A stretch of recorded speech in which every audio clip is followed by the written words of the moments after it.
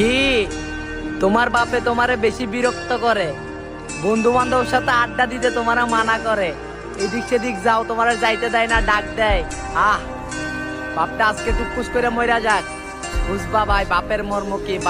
বাপ না থাকলে যে কি হয় ভাই তখন বুঝবা। বাপটা আজকে দুনিয়ার থেকে নাই হয়ে যাক, আল্লাহ না করো, তারপরে বুঝবা আত্মীয় স্বজন কি জিনিস। নিজের চাচারাও সামান্য কিছু জায়গা সম্পত্তি লাই বলে তোমার গায়ে হাত দিতে কি 2 মিনিটও ভাবতো না। আজকে তোমার বাপ আছে, তোমার বুকের মধ্যে সাহস আছে, তোমার মাথার উপর ছায়া আছে, আজকে তুমি অন্য মনে হয় সমাজের মধ্যে তুমি কথা কইতে পারো আমার বাপ আছে, আমি অমুকের পোলা।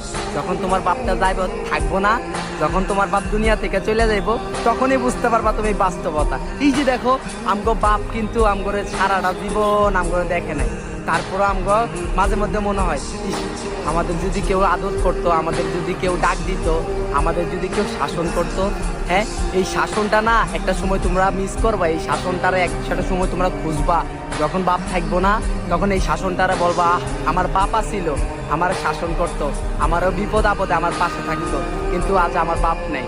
তখন বুঝবা বাপের মর্ম কি। আমগো মন চাই, আমগো মনটা কখন ভাঙ্গা যায় জানো? যখন ঈদের দিন আসে, সবাই সবার বাপের বেড়ায় দইরা সালামি লয়, পায়ে সালাম করে সালামি লয়, তখন আমগো থেকে মন চায় ঈদের দিন বাপটার একটু বেড়ায় দইরা, বাপের পাটা দইরা একটু সালামি নিবো, বাপটার একটু বেড়ায় দইরা, মানে কি বাপের লগে একটু ঈদটা মানে পালন করবো। যার বাবা নাই সেই বুঝে ঈদের দিন কি কষ্ট।